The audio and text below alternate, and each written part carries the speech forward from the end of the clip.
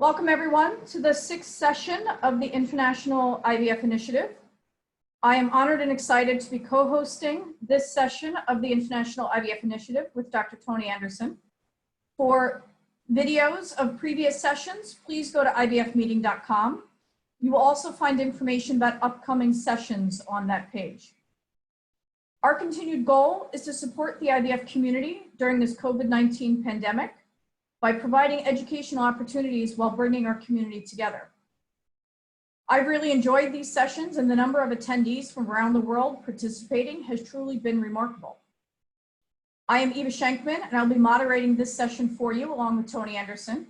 We are co-sponsoring this event as representatives of 2 local embryology societies here in the US. I am from NYMES, New York Metropolitan Embryology Society, and Tony is from START, South Texas Area Reproductive Technologist. I would like to acknowledge my other NYMES steering committee members, Glenn Moody and Denise Nassar. I would also like to welcome all of my NYMES members joining in today's session that are currently living and working in one of the hardest hit areas of COVID-19 in the world. We have a great program planned for you today. This is part 1 of our presentation, Introduction to Quality Control. We'll be presenting part 2 on May 1st.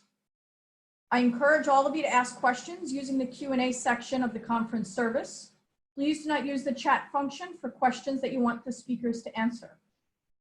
International IVF Initiative has a talented team behind the scenes to post your questions to our speakers. Some questions will be addressed live and others will be typed in the Q&A section. So I will now turn the program over to Tony Anderson, who will begin our discussion.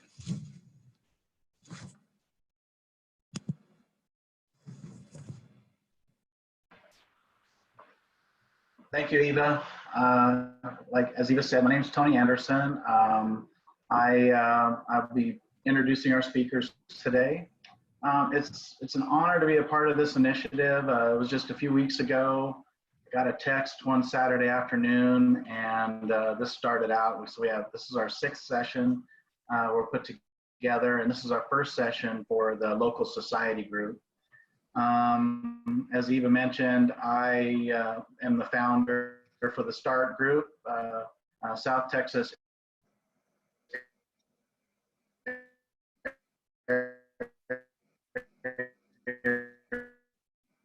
Reproductive Technologists, and we need to still continue our education, get things going to use this site for that. So without further ado, I'd like to introduce our first speaker. I moved to San Antonio a little over 10 years ago, and I thoroughly enjoy every minute I get to spend with our first speaker, Dr. Rusty Poole. I met Rusty years ago, but I remember him giving this lecture on temperature in Cancun probably about 20 years ago. And it wasn't really on temperature, but I believe the talk was on pH. And he mentioned he didn't have stage warmers in his laboratory, and it caused quite an uproar and more of a discussion than the pH did. And so every time I hear this lecture, I'm intrigued by it, because one of the things we always say we can control is the pH, the osmolarity, and the temperature. But for the past 34 years, Rusty has been the scientific director at the Fertility Center of San Antonio, Texas. Early as an associate professor of cellular and structural biology, University of Texas Medical School here in San Antonio, Rusty was an early pioneer in embryo culture and cryobiology of non-human primate embryos. Dr. Poole serves as a board member for numerous societies, including Pacific Coast Society, and is an editorial board for the Fertility and Sterility in the Journal of Reproduction and Genetics. His research interests have centered upon the physiology of the pre-implantation human embryo and improvements of embryo culture technology. And today the title of his talk is, Does Temperature Really Matter?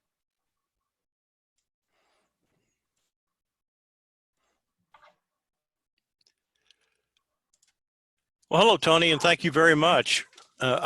Is the audio okay for you? We good? Great, perfect. Okay, good. Well, thank you very much. I want to start by just quickly acknowledging the phenomenal work done by everybody associated with this initiative. It is a labor of love and a mountain of work, and I, one for one, truly appreciate the offerings. They have been fantastic, and thanks for this opportunity. And I think I'd be remiss if I didn't also offer thanks to my crew here in San Antonio, my lab, to include Amy and Jenny and Nika and Sarah and Brittany and Veronica are slaving away back there to make sure we're ready to roll when this is over. So I appreciate their work so I can have the opportunity to do things like this with you. Well, we're going to launch into quality measures, quality control today. We'll have another session in several weeks on it. Before we get started, though, the one thing that I'd like to say, and it's kind of the message behind my talk today, and that is the value of the quality measures that we use in the laboratory to include its first cousin, which is troubleshooting in my mind. It really hinges on our integration into those activities of a full understanding of the biology of the human sperm, oocyte, and embryo. So these educational offerings that delve into the science are, I think, as integral a part of developing quality measures as anything. And so that's what I wanted to talk about today, just as an example, and that is the consideration of human oocytes and temperature. Does temperature matter? You bet it does. It's crucial. But do we fully understand how it is manifest in the human egg? So that's what I'd like to talk about. Here are my disclosures. Tony's almost given it for me, and I appreciate that. So when we think about cooling in the human oocyte, these are the sorts of things we need to think about. The influence on cytoskeletal organization, on the meiotic spindle, chromosomal arrangement. Does it invoke in any way any aspect of suppression of cell viability? What about normal fertilization? Does it impinge on that? Embryonic development, implantation, and pregnancy. So I'll try to touch on some of these in the next several minutes. I'm going to take a page from David Albertini and go back a little bit in history as a way to introduce the topic. This is a paper that appeared in 1990, so 30 years ago. This is work from Susan Pickering and her colleagues at Cambridge University, to include senior author Martin Johnson. And the declarative title of this paper, which was presented in Fertility Sterility, is Transient Cooling to Room Temperature Can Cause Irreversible Disruption of the Meiotic Spindle in the Human Oocyte. And I think it had a major impact in the way all of us began to deal with human material in the laboratory. And in this work, they briefly wanted to know, what about exposure to room temperature?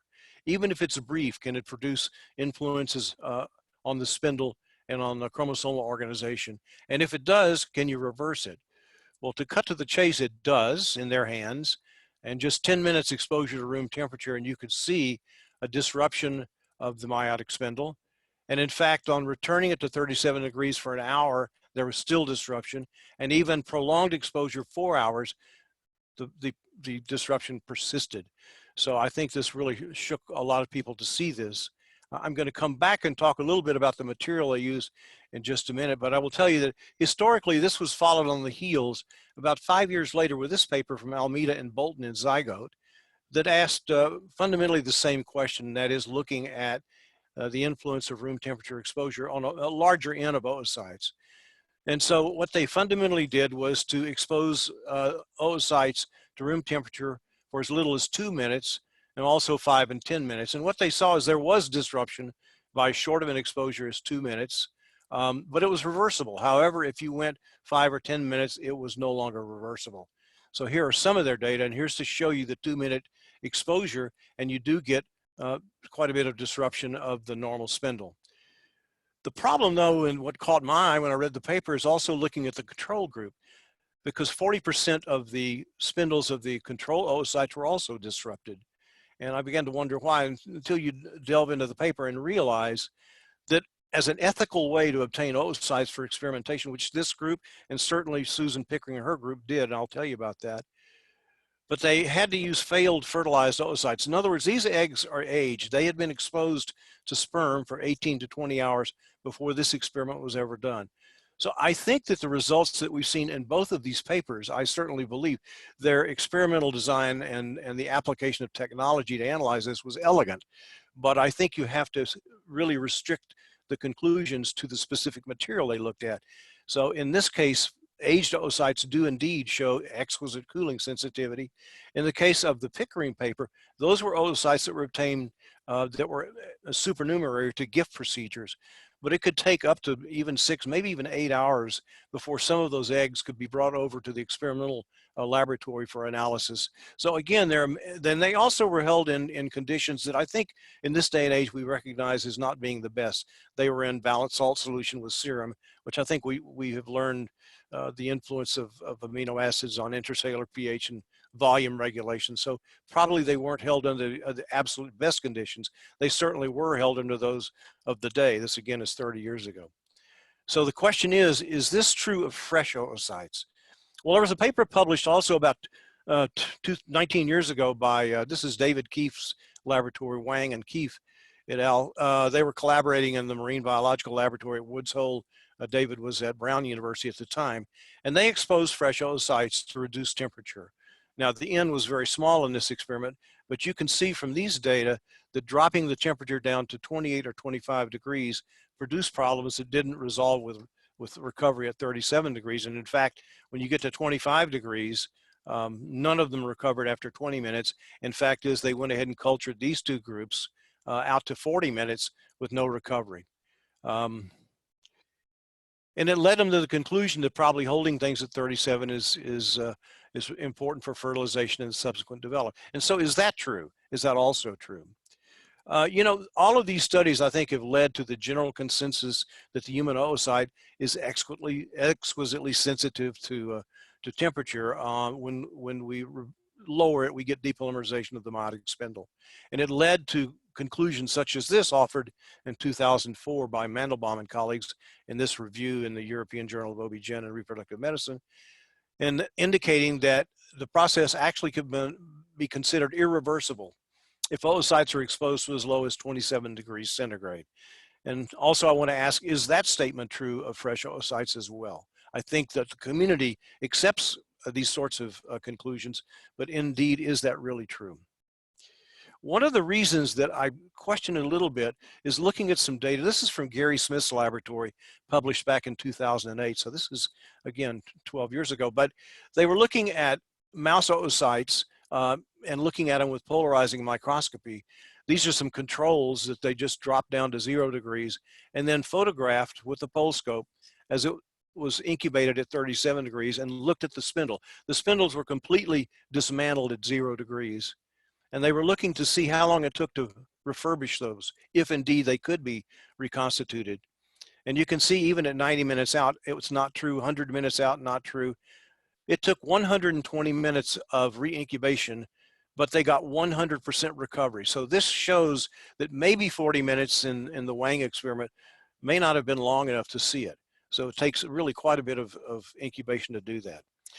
Well, I will take you back about 40 years ago. As Tony said, I was working in academics in a cell biology department, but I had the opportunity and the invitation to collaborate with a group from OB-GYN in the university to look and try to develop a non-human primate model of in vitro fertilization. So I joined Jose Balmaceda from OB-GYN and a really good research person from that department at the time, Tom Turner. Many of you know Tom. He turned into an excellent clinical embryologist, laboratory director. Well, Tom was with that group at that time. And also in my laboratory was Terry Ord.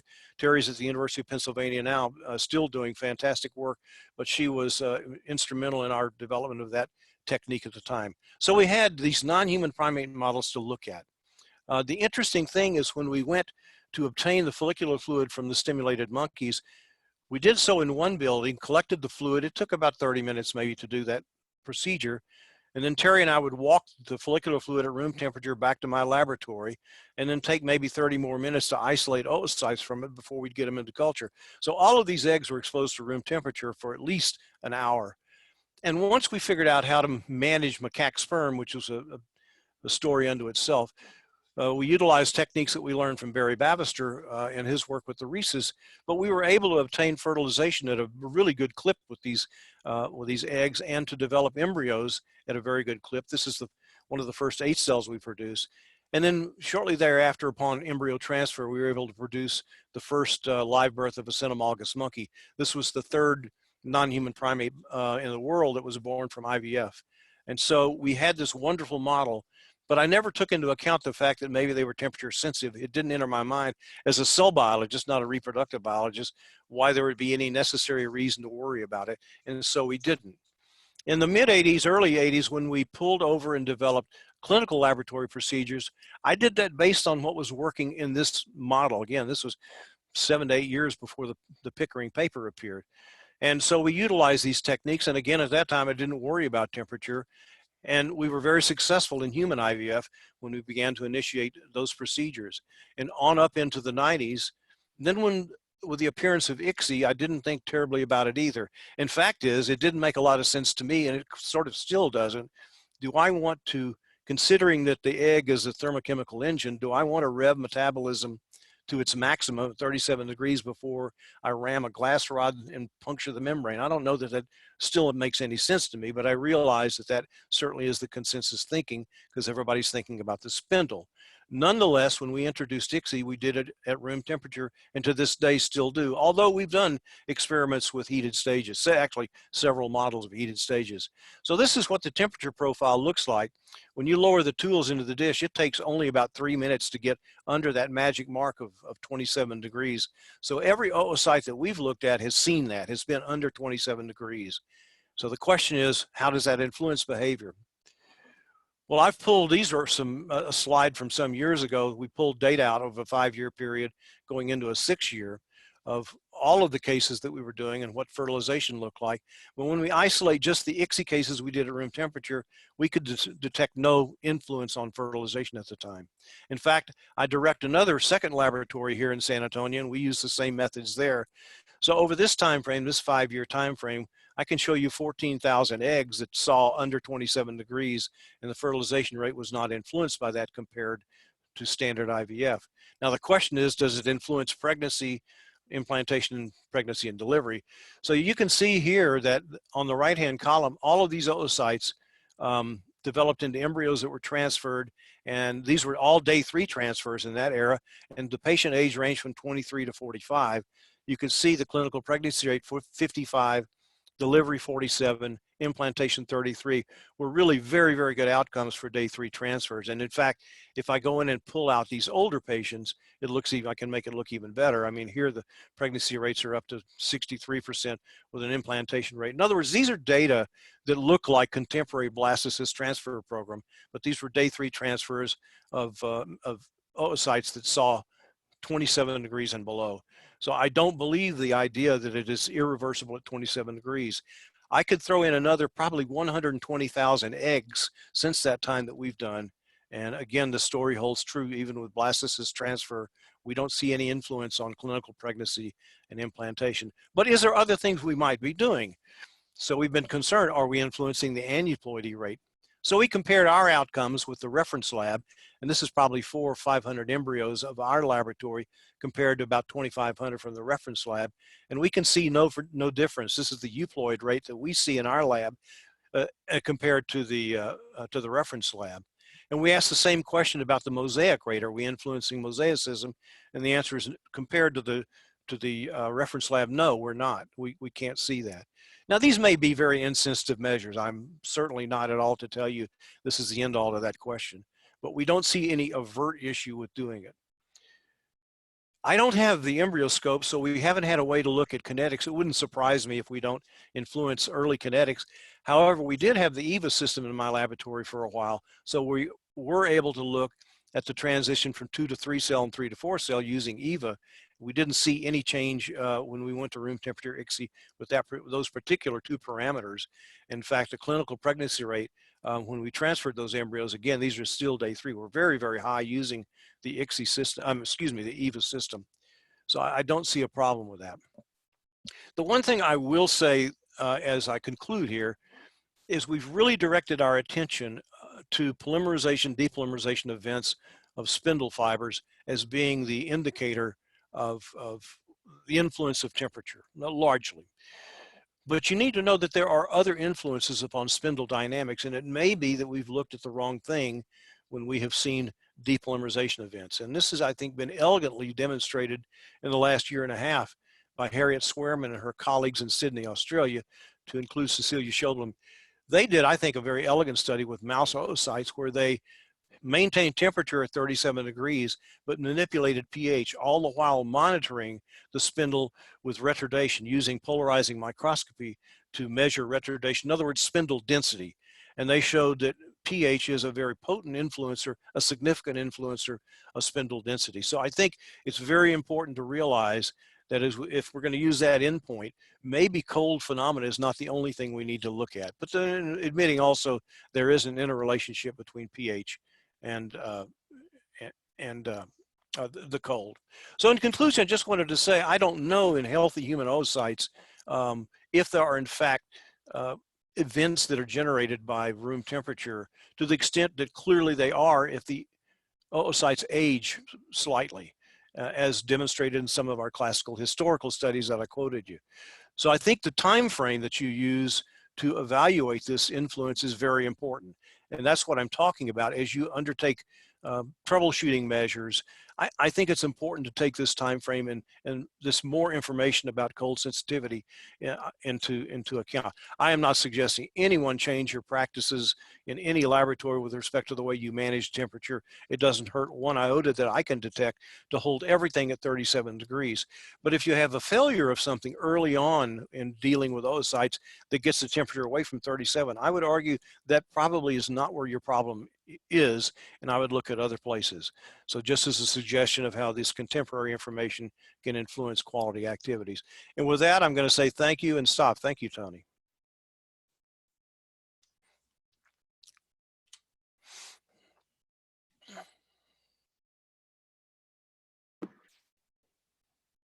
Great presentation, Rusty. Thank you for that. I've always enjoyed hearing that, because I mean we always think that look at our temperature and focus on the osmolarity and the pH, and one of the things I tell people in my training is that because I talk about your studies with the low temperatures, bringing it down to below 37, even we always set our temperature as 36 to 38. But I'm not familiar with anything where they go into higher temperatures. Have you ever seen anything where people go above 38? We set those criteria, but what happens if you get too hot? I've seen it I've seen it in cattle embryos. I have not seen it in human embryos where it's advantageous. I've only seen it as deleterious, and certainly I think 37 should be the limit. Yeah, if you're going to err on the cool side, right? Yeah, absolutely. Although the one thing I didn't say, Tony, let me just quickly throw in, when you're talking about embryos, it's a very, very different story. And I think that some of the work, say like Kathy Hong's work and Mohammed Fazi's work on culturing at lower temperatures has shown that there's no advantage to doing that. And to be honest, it surprises me a little bit, but I think if you look at their data, 37 is probably a pretty good temperature to hold to when you're culturing embryos. So you'd really have to also address this directly to what stage we're talking about. Very good. Okay, we're going to, we're going, pardon me?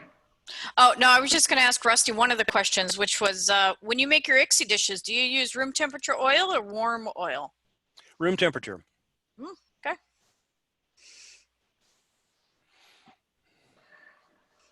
Okay, so we're going to be doing some more question and answers here towards the end. Our next speaker is Giles Palmer from the UK. Giles is a senior clinical embryologist and business and quality manager for London Women's Clinic, Wales, with IVF clinics in Swansea, Cardiff, and Bristol. He's a graduate of the University of Leeds in genetics. And Giles has worked with Professors Lord Winston and Alan Handyside at London's Hammersmith Hospital. Giles has also worked as a consultant and directed programs in Iceland, Greece, and lectured all around the world. His more recent endeavors are working as a consultant in product development in a wide range of areas within the industry, including clean room technology, quality management, risk assessment for clinics and cryo storage facilities, and artificial intelligence in art. Today, Giles is going to talk about quality control in the cloud, and I present Giles Palmer. All right, thank you very much, Tony, for that introduction. Thank you very much for the kind invitation as well. So I'll be talking about QC in the cloud. A cloud until very recently, of course, was a visible mass of condensed water, but now it's a fog of data floating somewhere elsewhere. But it's how we use the computing and not where we use the computing, which is important. It has helped propel data processing in many industries. And the cloud-based quality control has been used in a variety of industries, and used wisely can be a proactive tool to see the performance and compliance in your lab.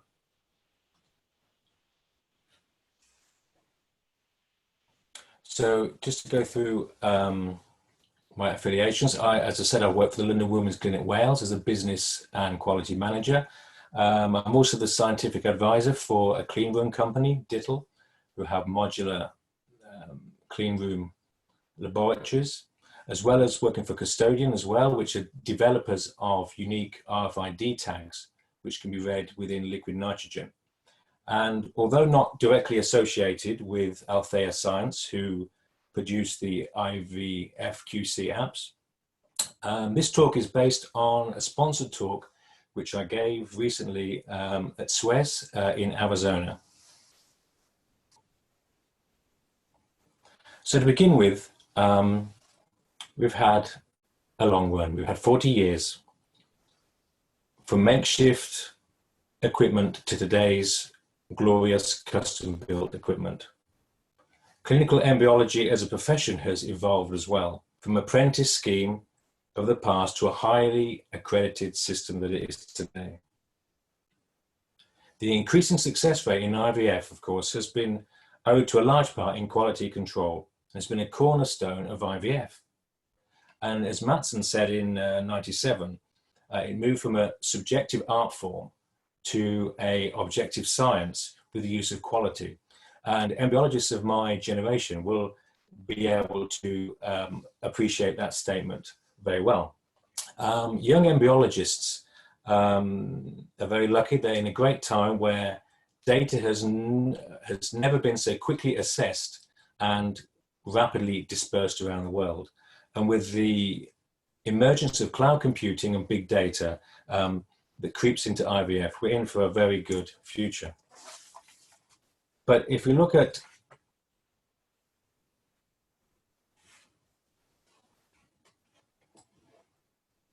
If you look at data management in itself, it's complex in IVF. It doesn't just concern the individual, but couples, or in fact, multiple participants often. And it's also in multiple occasions. And for quality control, it's equally complex because, as Paul has stated in a paper in 2012, that it describes over 200, in fact 230, confounders to IVF success. There are perhaps three data streams when we're looking at the IVF process. There's the enterprise stream, which is housekeeping. So that could be IT, HR, the forward-facing client-based software. There's, of course, the electronic medical records as well, which should be the heart of every clinic, which should be easy to access and helpful to patient information and cycle management. Perhaps it's not for this time, but they can frequently be time-consuming and perhaps a bit dull in their implementation. And finally, quality management, where QC falls, which still suffers from minimum standardization. Electronic records and record keeping is still quite uncommon, and it's not really reflected upon, apart from a cursory look before an audit or so. But in the IVF community, where frequently we have consensus on air quality, on KPIs, there seems to be little standardization about how we know about QC in our labs around the world. Now, there's over 3,000 clinics globally, and all working slightly differently. They have different demands, different regulations, and different workloads, and all with an abundance of equipment, and each piece of equipment has its own QC challenge. So I'm sure the vast majority, or at least a lot of people, are still using clipboards, which isn't that sophisticated. My introductory to QC in the clouds was when I was beta testing a QC app, which is customizable, giving insights into instrument recordings. You can have several plans a day and work through them. So you could have a weekly plan, a daily plan. You could have a plan which looks at your preventative maintenance, if you like. And it can be designed the way that you already work in your lab. So there's no change there. So just in a paper form, when you go to work in the morning, you may have to add some of your QC parameters, perhaps your name. Perhaps you go to the gas manifolds and read the temperature, read the percent, the gas which is in the bottles, go to the cryo room, look at the indicators there, before moving into the lab to do your QC readings, which could be to do with air quality and air pressure, temperatures of the incubators and the conditions around that, and also the warming stages, and of course, perhaps vital areas of your lab, such as the ICSI rig. So this doesn't have to change, and you can easily do this by adding each instrument and providing each parameter. It could be temperature, text, or a yes or no answer. And to this, you could put your upper and lower limits. And this allows for detailed reporting, which can be acted upon and in fact used for your audits. So it's an audit-ready system, electronically stored. You don't have to go over to Excel to use it. And you can look at fluctuation and comparisons between your equipment. So how do we work and how do we think that we get things done? Well, we work in this highly regulated arena, as I've said. And quality management consists of a highly structured system of document control. So we hope that we sing from the same SOPs, the same song sheets. We have goals set by KPIs, and we have audits which test our competence. But what's below the surface? Well, we all perhaps have some perceptions or beliefs, or perhaps just feelings about how we're actually working. Do we know what the best temperature is for culturing embryos? As we saw a little bit, we touched on that in our previous talk.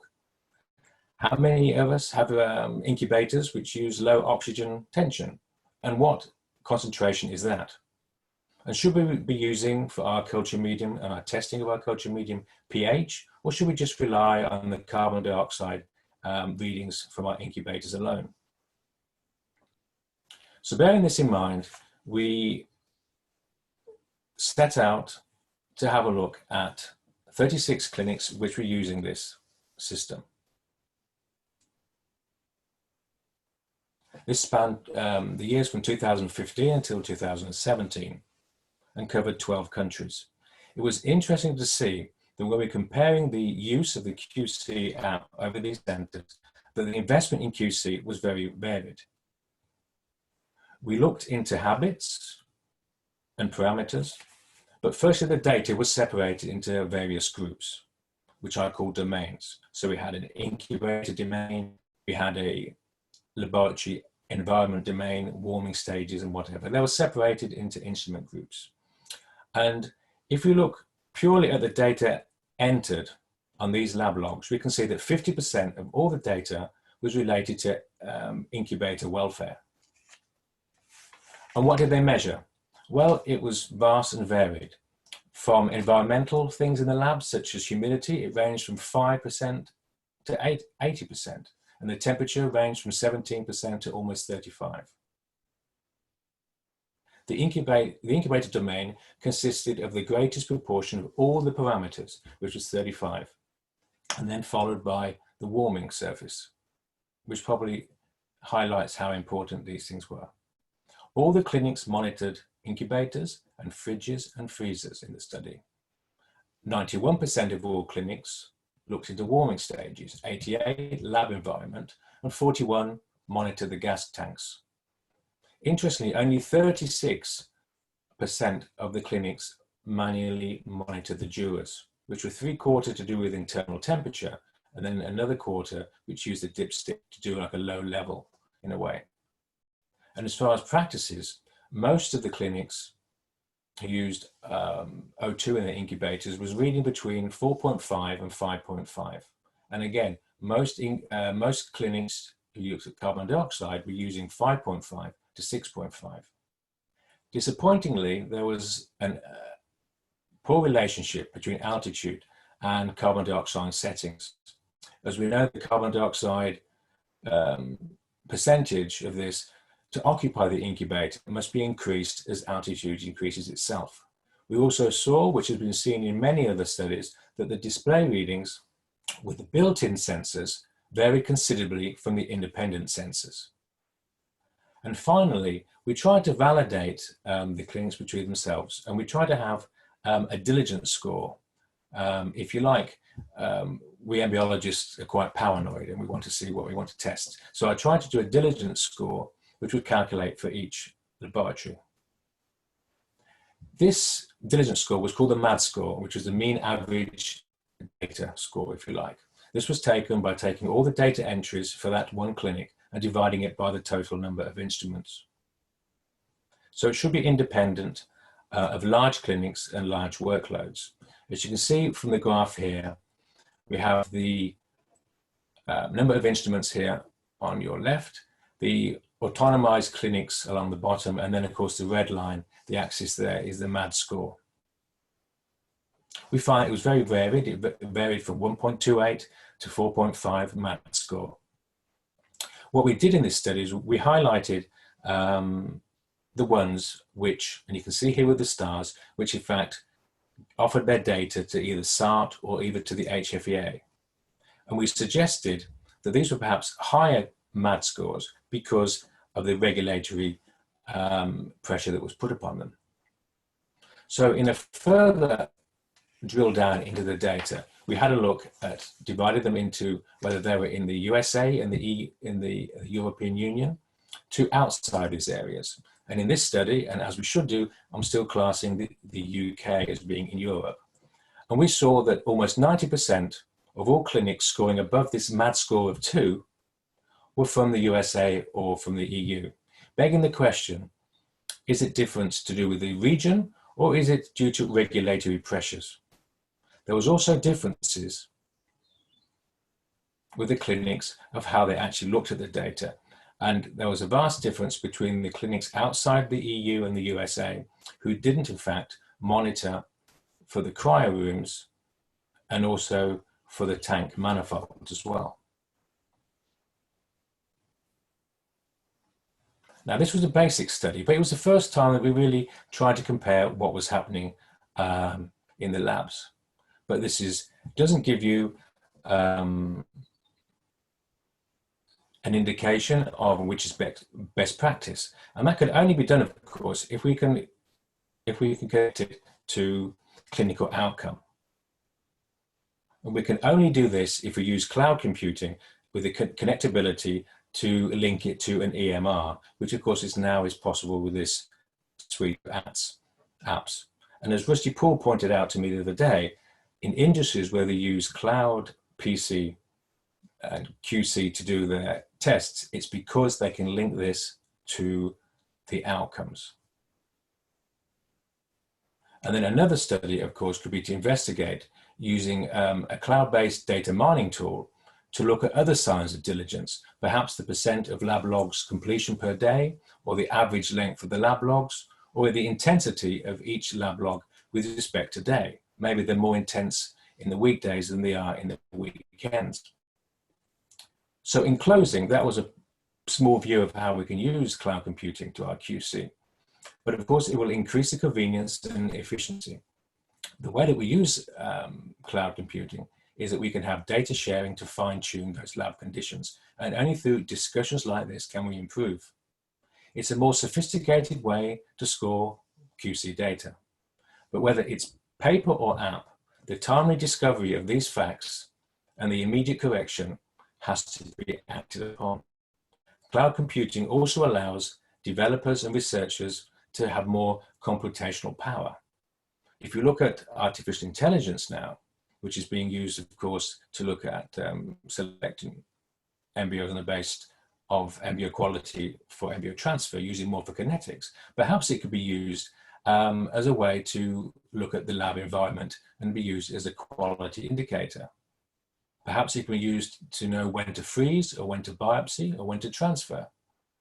And perhaps with timing events tuned in with these big data, we could have a look at the evaluation of the embryologists by looking at how long they take to take procedures and also look at their competence. And finally, because everything is connected to the internet nowadays, we could use the Internet of Things to work for traceability of consumables and have a true chain of custody. We could also perhaps have an automatic inventory, and we could have ordering our consumables as they come depleted. Why should the fridge be the only instrument that can tell me if I run out of milk, for example? And finally, perhaps we'll have self-diagnosing lab equipment, which can book their own service. So thank you very much for your attention.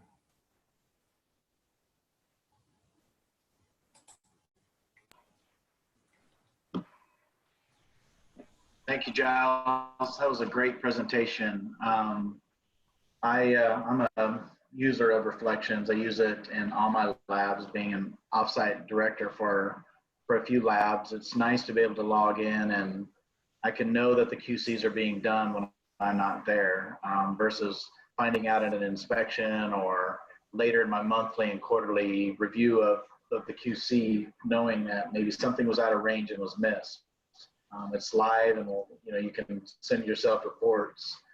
One of the questions I have from the audience is,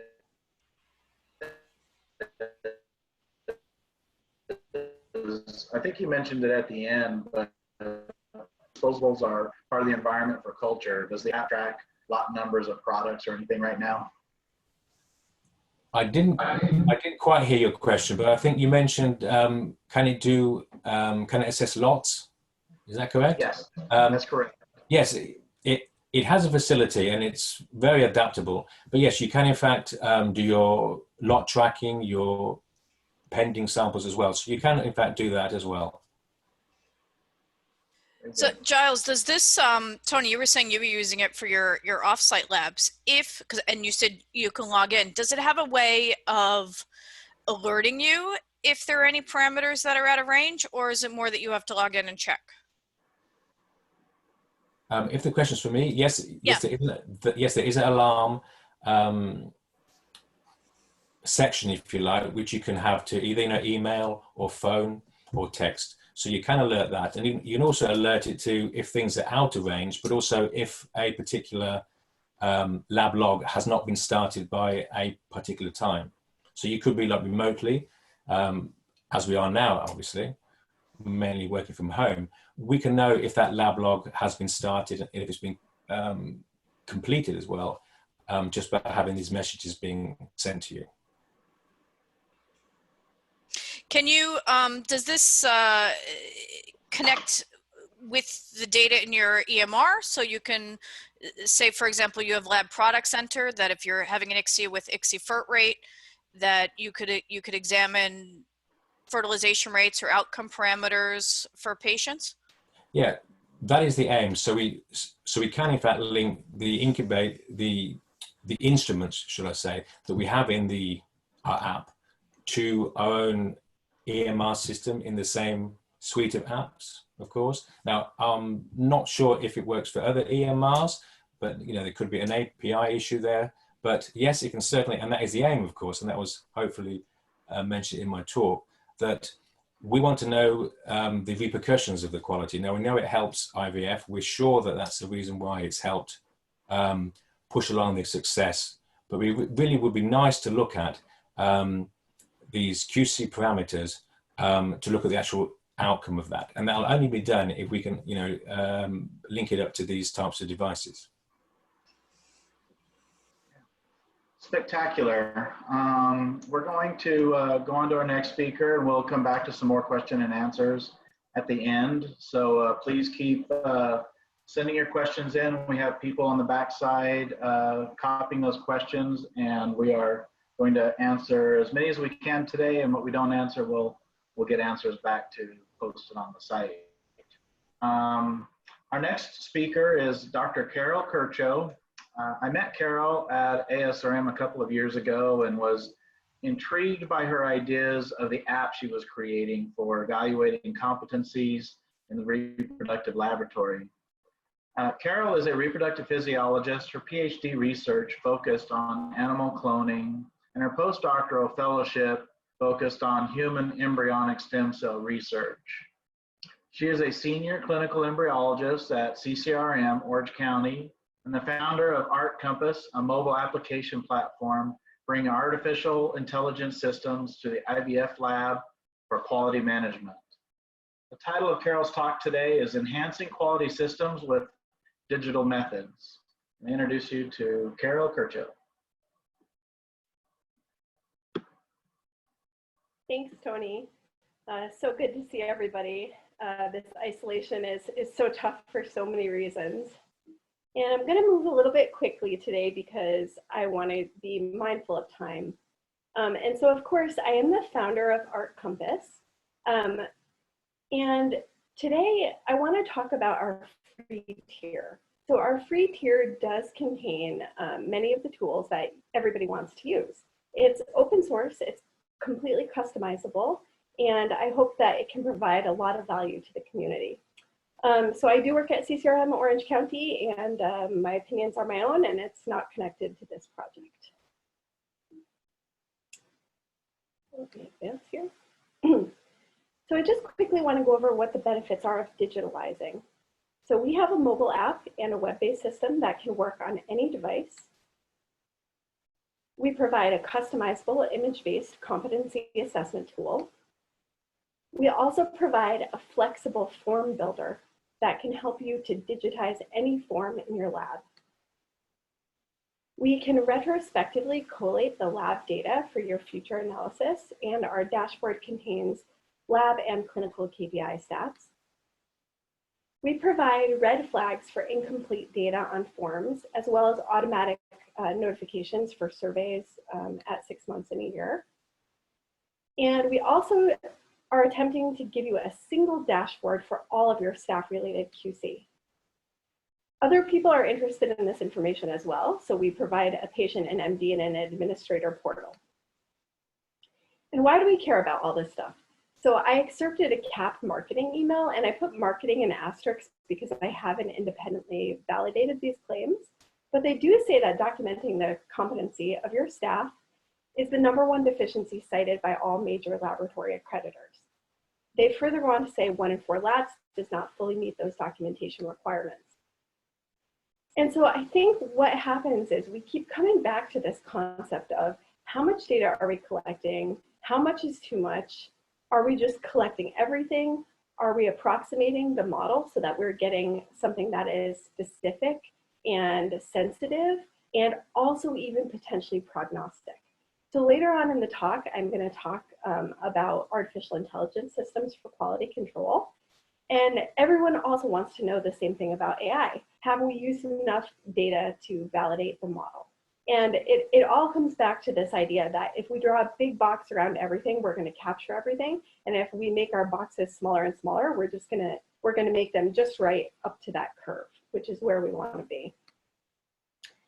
So one of the reasons why we're so challenged by staff-related QI is that there are multiple disparate systems that we want to collect data from. One of those is the clinical decision-making of staff. We also have annual procedure evaluations, new procedure training, onboarding new staff members, all of our continuing education, biosafety, and who can do what in the lab. And so this very nice document from 2017, the Vienna Consensus, helps us to start to define those KPIs. So what are those benchmark values and what are those competency values, and the gap in between is somewhere where we want to be. And I really love this quote. The most successful clinics are those in which the embryologist and clinicians speak with each other and communicate regularly about outcomes relating to stimulation. And the reason why is because we're dealing with such a complex system here. Our clinical KPIs inform our lab KPIs. Our culture systems are extremely important, as we heard earlier. And our clinical decision-making is what supports our lab KPIs.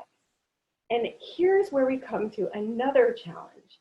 And this is the reason for the very first module of ART Compass. And so I want to talk a little bit about this subjectivity.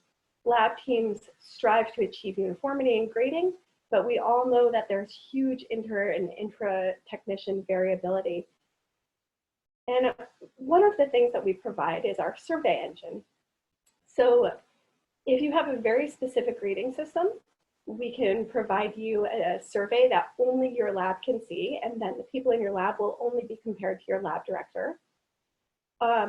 Everything is instantaneous, so we can make a survey and it can appear in your app. And we can also modify all of the instructions. We can present a training video or just a video so you can make sure everybody's taking the test the same way. We can add any images that you want inside the test, and we can modify the buttons of the survey to say anything that you want them to say. And I've had labs use this to collect data for artificial intelligence projects, to collect that expert annotation. And I've had labs collecting data actively with these surveys for future papers. And I just want to briefly mention this concept of retrospectively entering data. So because we started off just with the competency assessments, we didn't create a process-driven engine. What we have is a retrospective data collection that provides you more tools and more ways to analyze your data than most of you are getting out of Excel.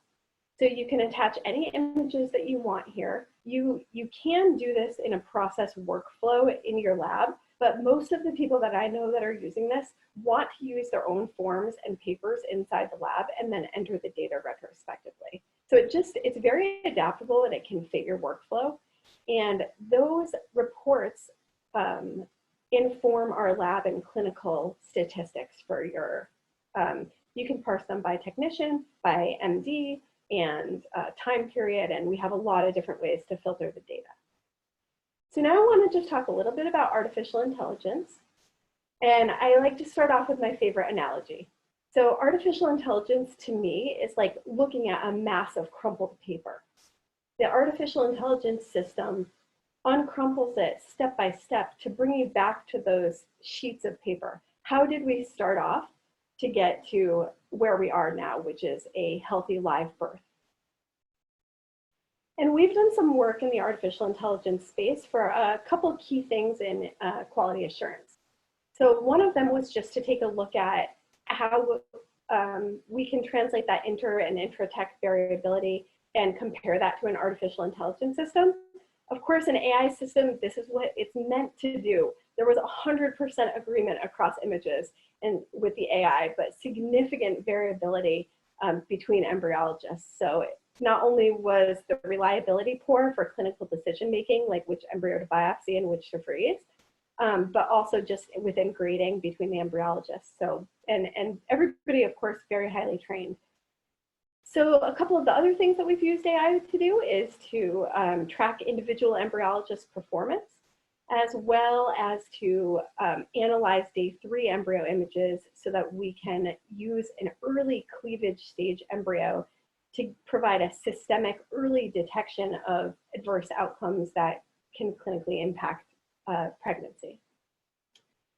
So I just really quickly want to reiterate that this is a comprehensive, customizable, and convenient platform. We not only provide the competency assessments and surveys, but we do the annual procedure evaluation recording forms with the 6 CLIA metrics.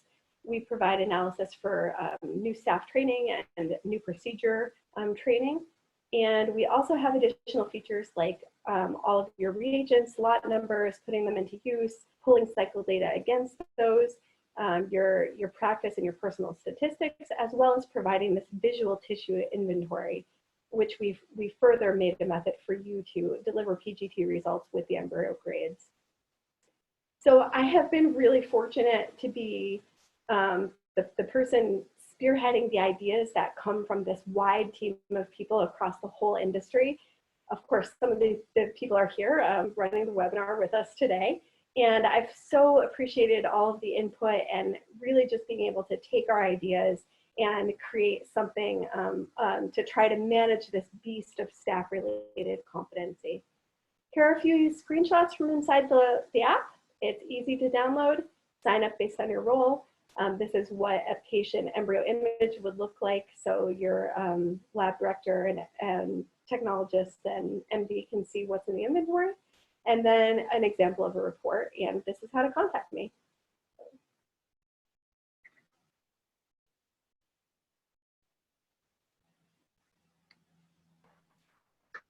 Thank you, Carol.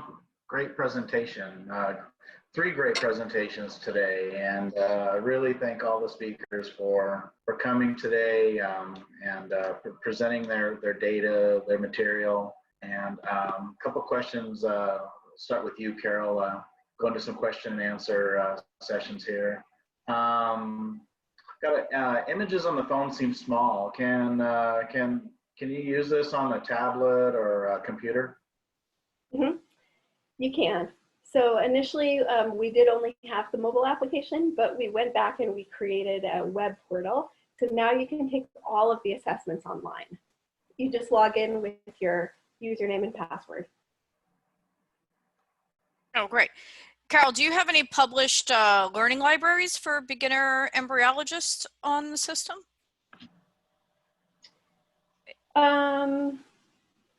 So the surveys that are up right now, the images have been up for quite a long time.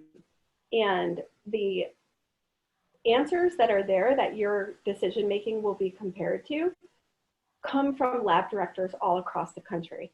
So one of the things that we want to do in coming up is to compare your answer only to your lab director as well as to everybody across the field. So right now you can get your answer compared to everyone across the field, or if I make a specific assessment that's only visible to your lab, you can compare it just to your lab director. And in the future, we'll have both for everything.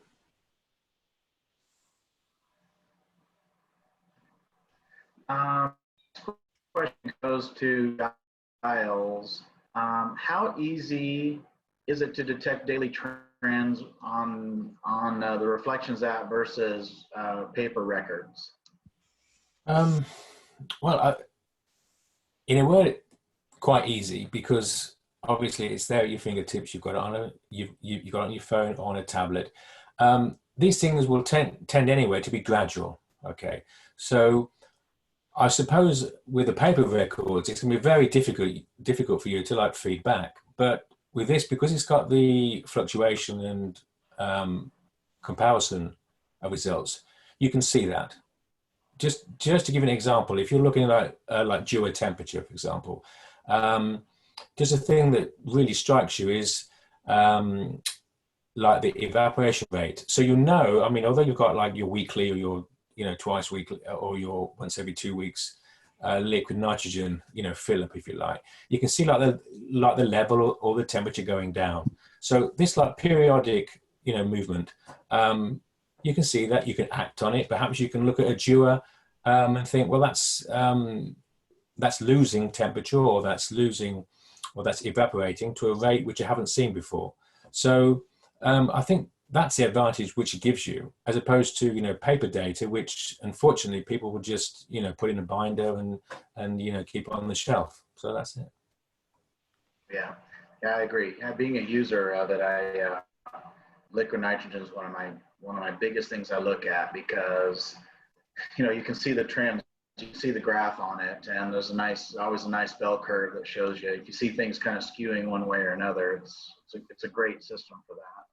One of the, just sharing my own experience as well, one of my most cited deficiencies I get is the 10% error from my QCs on QC beads.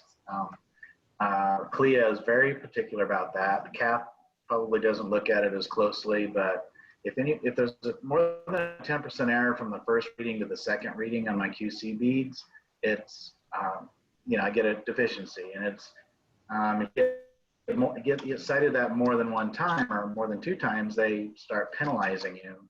And so I put into the app where you have to calculate that percentage, and otherwise it's not complete. So I know on a daily basis, every day that's done, and just gives me a lot more comfort when I go into an inspection that it's usable. I know it's different in the UK than here, but I've also been through FDA, CLIA, Joint Commission, been through multiple New York State inspections, and it's all been compliant with that. So that's one of my biggest concerns. Yeah, and you've got something, you know, ready in your hand, you know, to show that whatever you know, other paperwork you may have to give in an inspection, it's got things which are inspect ready. Giles, are there any security risks for this data being in the cloud? Is there a time limit for how long it can be in the cloud? And, you know, what do labs do when the system is down? Well, to be quite honest, that hasn't happened to me. I mean, there's been occasions where you haven't, I mean, it's through your internet connections, if you like. Okay, so you've got a problem there.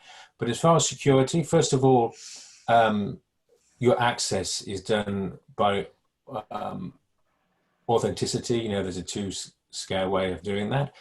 It's stored nightly as well. I know that. Any other details you'd have to ask, the company. I'm just like a user, an advanced user, if you like. But I know it's stored. You can go back to it. And again, if, as you say, like the server is down, then what would you do in any other, that circumstance if you were like in a remote situation? Okay. Great. I'd like to shoot this question over to Rusty.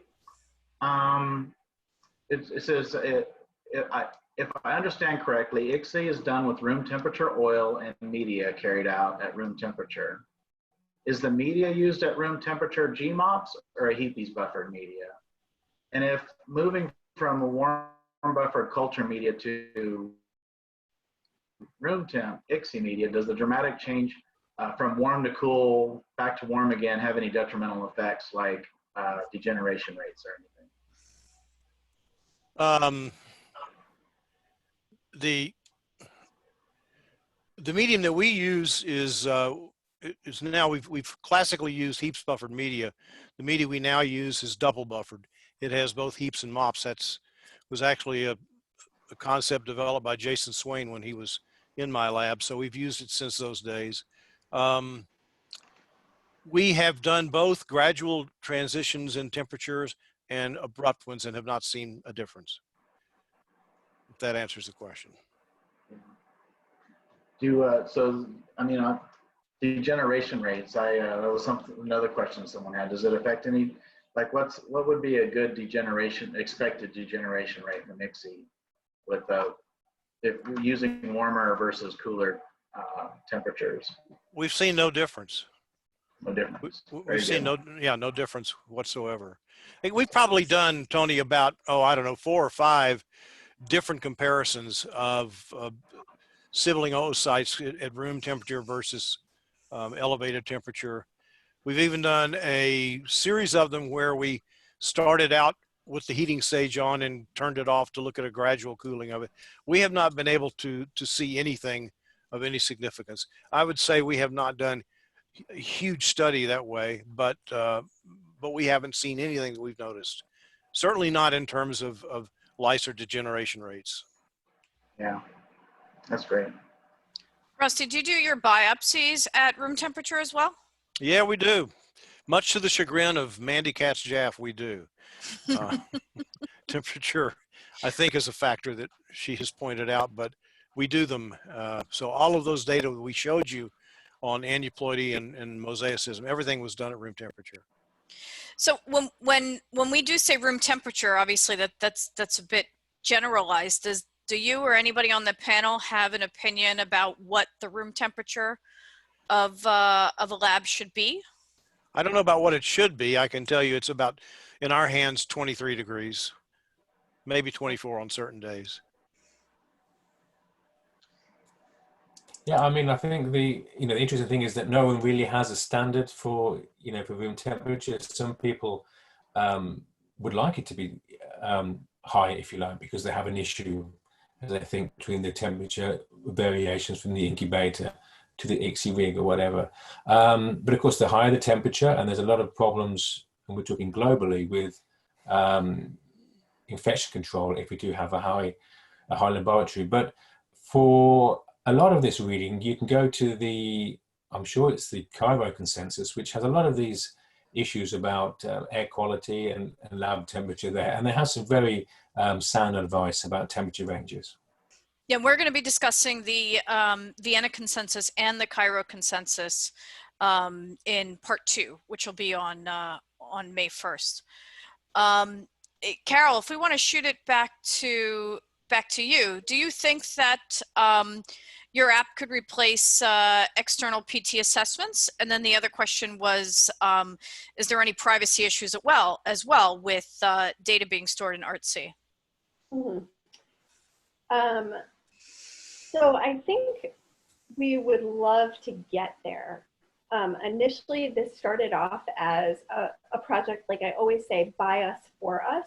And we brought it to all of our organizations and asked for support to do this so that we could create that external dashboard for the external benchmarking and share data among ourselves.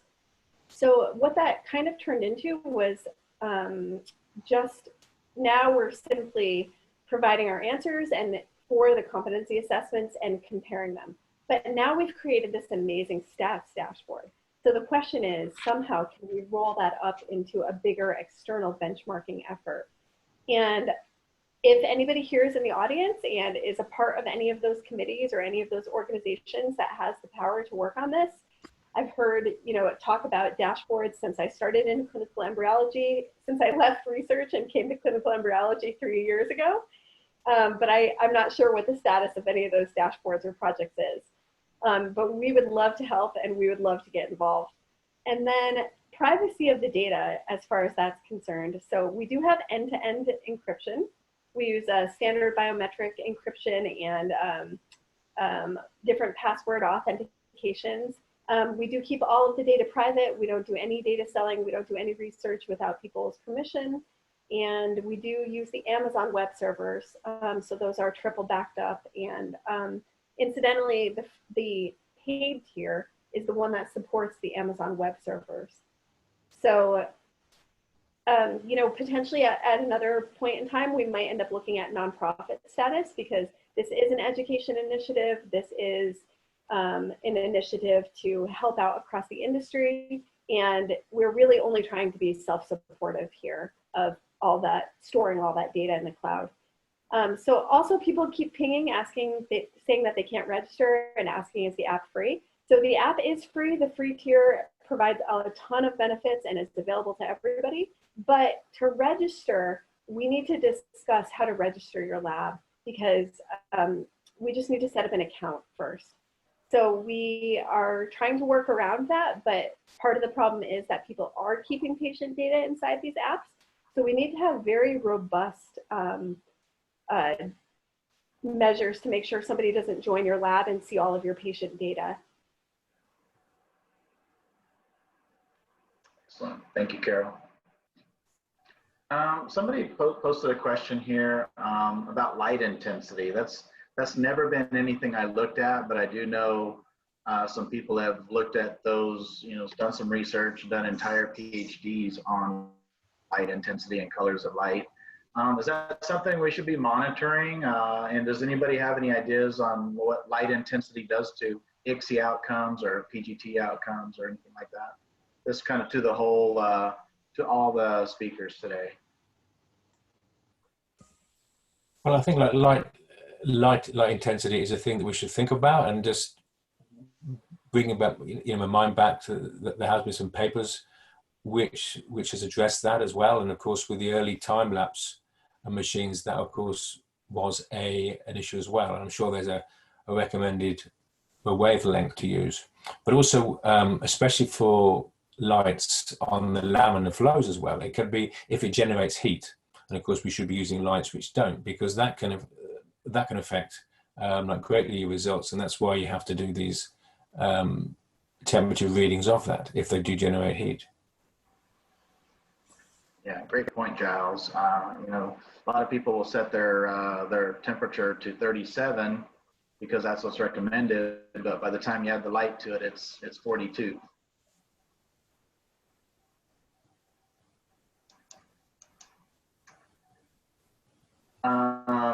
another question someone had, the QC data, should it be housed within your EMR or should the data be kept in an external system? Really for anybody.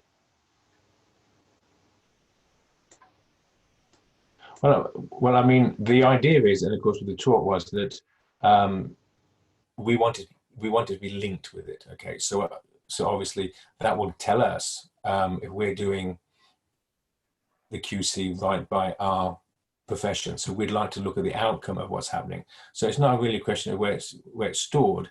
If it can be linked, then we should be doing that, because, and that's the reason why we had a diligence score. Okay, because people are doing, you know, the investment in QC is quite varied. We as embryologists, I'm sure we are quite paranoid, if that's the right word, that we do, you know, last thing we think about at night, first thing in the morning, we're thinking about these, you know, these conditions. But, and again, I think it was mentioned today, are we doing too much? Are we doing too little? And what are the important things? But we'll only know that if we can link that with the outcome. And that's been done with other industries, but of course our outcome is a little bit more complex than that. Yeah, and I know that there is even some liability involved with directly linking to the patient chart. And so, you know, one of the things that we've been trying to figure out is, you know, people don't want to enter data into multiple systems. So we really do want to integrate with some of those third-party hardwares. Like I know a lot of people are scanning labels on dishes, and that's going to tell you exactly how long somebody did a procedure for and who the patient was and who performed the procedure. So, you know, I know in my experience, we are re-entering all that data by hand into a spreadsheet, and it takes 3 people hours and hours of time to do that. And I really, you know, have this vision to help reduce embryologist burnout and to help make all of our data better by integrating and trying to work with as many people as possible.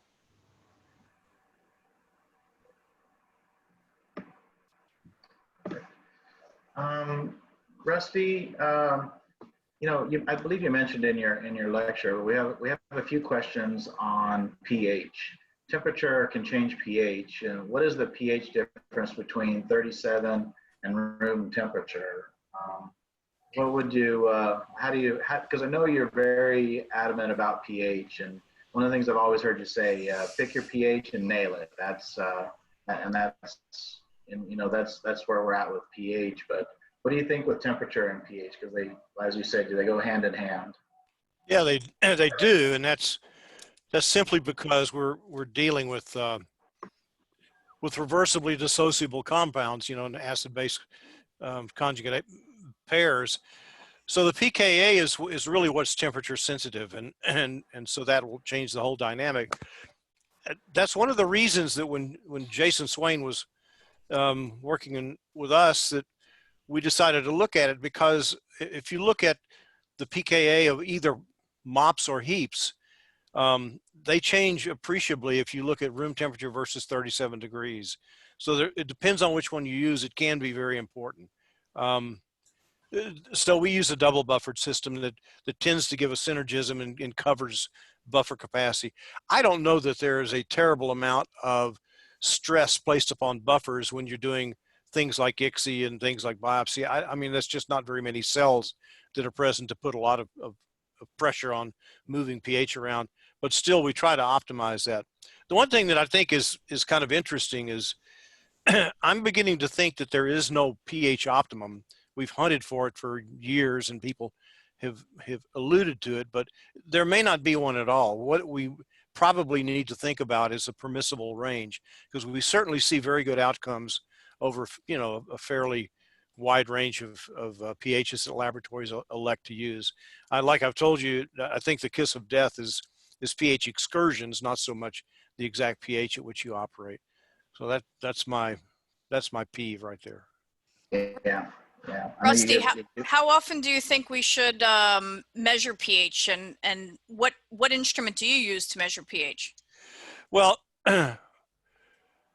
we used to be adamant about doing it nearly daily, and then I talked to Jacques, and Jacques told me he quit doing that so he could sleep at night, and I agree with him. So now we look at trends, and we do it 1 to 2 times a week, and we don't make adjustments until we see things beginning to trend in one direction or the other. You can use any pH meter that you want to. It's really the electrodes you need to look at, and you can cap tubes, get them over, and get it read very reliably. So it's not a big deal about which instrument. I think any good pH meter works. You want to use either a silver chloride double junction or Cal-UML.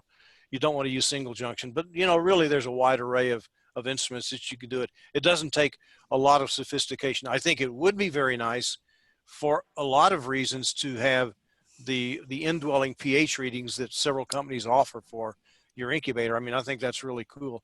I don't know that you have to have that, but it'd be nice, really nice to have. But again, it doesn't take a lot to get a good idea of where your pH is trending. Just a couple of times a week is all you really need.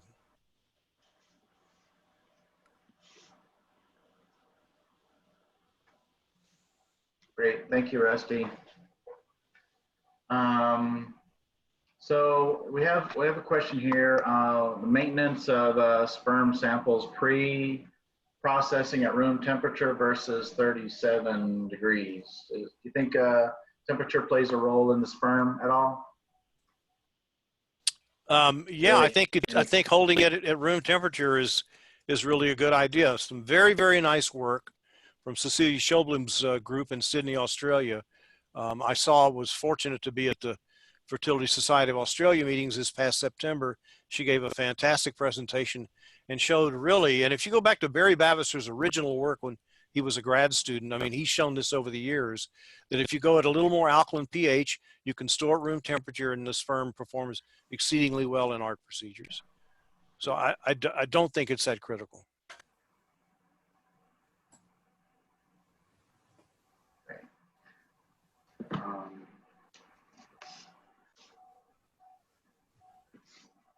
I almost think we need to have a whole separate meeting on pH. But anyway, go on, Tony, I'm sorry. No, it's okay. Somebody was posting something out here about amino acids. I know at one time we were worried about ammonia builds up and, also the, affecting pH at different temperatures, but yeah. Do we need to be concerned about room humidity? Is that anything seasonally that may affect? Yeah, I think it depends on what kind of detection systems you have in your incubators. But if you're using thermal conductivity, then yeah, room temperature, room humidity can really have an influence on pH fluctuations. We see that in the old incubators we have that are using TC detectors, and we get wild humidity fluctuations here in South Texas. It can go from ultra dry to ultra humid, and certain incubators respond poorly to that. So it can have an influence, yeah.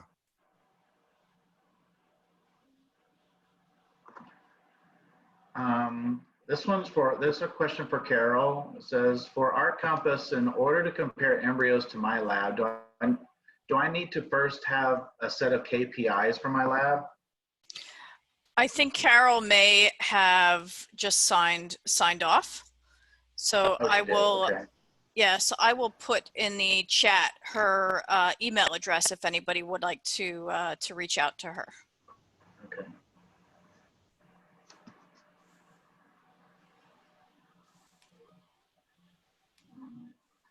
All right, there's another question, just generally to the speakers today about light.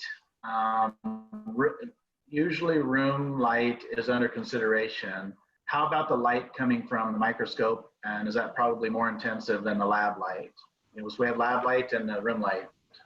What do you think we have usually indirect lighting. Does the lighting have any effect on the external lighting as well as the microscope lighting? Well, I think it's always wise to have indirect lighting, first of all, and I've been quite lucky and quite pleased that that you can have labs which have a dimmer light, so we can keep it at a low light temperature. But lighting in any intensity, I think, is a cause for concern. Okay, so again, just be wary of that. I know the older I get, the brighter the lights get in the lab. But yeah, we, you know, always when I worked with Klaus, I always liked the way he said, you gotta think like an embryo, and embryos don't party in the light. So.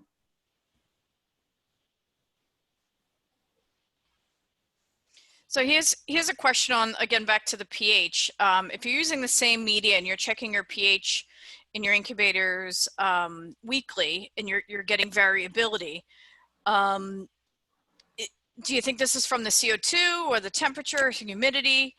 You know, and how crazy should you be to adjust it to get, you know, I think Rusty, what you alluded to before, but maybe there's not a right pH, but how crazy should you be if you're seeing this variability on a weekly basis? Is it truly changing?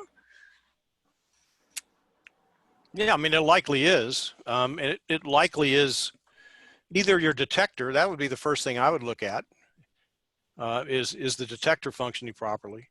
But it can also be delivery of the gas. I mean, and there are other parameters. I think that David Mortimer's raising his hand. He probably has some good to say. David? Yeah, I did the calculations recently for a talk I was giving, and the magnitude of pH fluctuations that you're likely to see based on possible differences in culture medium formulation based on weighing error during manufacture is unmeasurable. But the magnitude of pH change you will see in your culture medium that's based on the changes in atmospheric pressure due to changing weather from day to day or week to week is orders of magnitude greater. So I think what you're seeing is just the effects of the changing weather on your lab and the change of pH that you're measuring in the incubators. Yeah.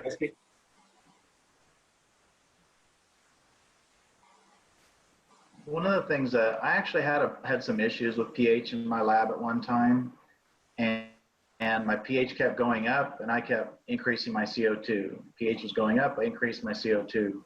Had nothing to do with my CO2 or my media. My pH probe was bad. So, you know, one of the things that we forget to do is change our probe out periodically. And so just prophylactically, I'll change mine out once a year, no matter what. So if the more you use it, the more likely you need to change it out and take good care of your probe. You need to clean it as well, take the protein off it. Yeah. Do you have a preference between pH meters and blood gas analyzers? Me? Anybody? We don't measure pH routinely in where we recommend you, because until someone changes the laws of physics in this universe, if you provide the correct partial pressure CO2 for the culture medium that's formulated, then it will not vary. The variation is almost certainly due to weather fluctuations. Okay, so with your weather fluctuations, you're not altering your other conditions? You can't, because it'll change from one hour to the next. Try living in Calgary when a Chinook blows in and out. Okay. We do measure it, but we change it only when we see a prolonged trend. We don't sit and tweak it in response to a minor change. When we see, because he's absolutely correct, weather has a profound influence upon pH. But again, you can see, you track it and look for trends, and that's the only time we make any changes to gas content. Great, everybody. We've been at it about 90 minutes. I'd like to thank all of our speakers, thank our sponsors, thank our panelists, and turn it over to Eva to tell us about our next meeting and wrap it up. Yeah, thank you guys. Oh, sorry, Tony, want to finish? No, go ahead. I think it was a really great talk today. So we're very excited to start getting a lot of these local societies that have joined up with the International IVF Initiative. The next meeting for I3 or I cubed is going to be on Tuesday. And are we still going to have human embryologist in 2049? A discussion on robotics. We're going to have part 2 of our quality control talk on May 1st. So we hope to see everybody then. All right, take care and thank you everyone. Great talk. Thank you so much.